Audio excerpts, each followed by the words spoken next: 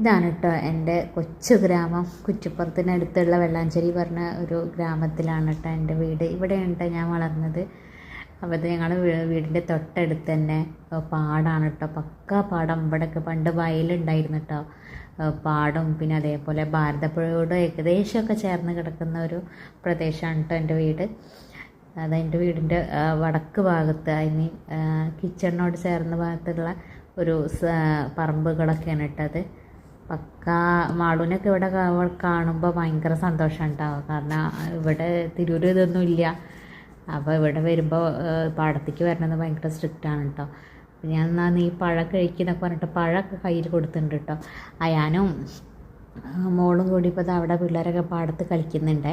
അപ്പോൾ അത് കാണാൻ പോയി നിന്ന് ഇങ്ങനെ ഇതാവാണ്. ചെറുതായിട്ട് വെയിലും ഉണ്ട് കേട്ടോ. ഈ അടുത്ത് വെച്ച മരങ്ങളാണ് കേട്ടോ. ഇവിടെ ഉള്ള മാവുകളും പറങ്കിമാങ്ങകളൊക്കെ നമ്മൾ കൈ വെച്ച് പൊട്ടിക്കുക കേട്ടോ, അത്രയും അടുത്ത. പിന്നെ നമ്മൾ മരത്തുമ്പോൾ കയറിയിരിക്കുക, അത്രയും ഷോർട്ടാണ്. ഇതൊക്കെ ഈ അടുത്തായിട്ട് വെച്ചതാണ്. പണ്ട് ഇവിടെയൊക്കെ ഫുൾ പ്ലെയിൻ ആയിരുന്നു. അവിടെ ആ തെങ്ങൊന്നും കാണൂലായിരുന്നു. ഈ പ്ലെയിൻ സ്ഥലം പോലെ അവിടെ കിടന്നിരുന്നത്. പിന്നെ അത് കഴിഞ്ഞ് ഞങ്ങൾ വീട്ടിലോട്ട് വന്നു കേട്ടോ. വീട്ടിലോട്ട് വന്നിട്ട് ചെടിയൊക്കെ ഞാൻ നനച്ചേ. ചെടിയും കുഞ്ഞു കുഞ്ഞു കിഴങ്ങൊക്കെ വെച്ചിട്ടുണ്ട്. പണ്ട് അത് അച്ഛൻ്റെ പണിയായിരുന്നു അതൊക്കെ, ഈ നനയ്ക്കലൊക്കെ. അച്ഛൻ ഞങ്ങളോട് വിട പറഞ്ഞിട്ട് 1 വർഷമായി കേട്ടോ.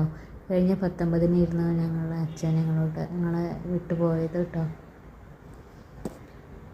ഇപ്പോൾ എൻ്റെ അമ്മയ്ക്ക് ഭയങ്കര ക്രൈസായിട്ടോ ചെടിയൊക്കെ വയ്ക്കാൻ. പണ്ട് അമ്മയ്ക്ക് ഇതിൽ തീരെ താല്പര്യമില്ലായിരുന്നു കേട്ടോ. പണ്ട് എനിക്കായിരുന്നു ക്രൈസ്. ഇപ്പോൾ എനിക്ക് കുറച്ച് കുറവാണ്. അമ്മയ്ക്ക് ഇപ്പോൾ ഭയങ്കര പൂവുള്ള ചെടിയൊക്കെ കാണുമ്പോൾ ഭയങ്കര എവിടെ കണ്ടാലും മേടിച്ചു കൊടുന്ന ഓരോന്നും ഇങ്ങനെ പിടിപ്പിച്ചോളൂ.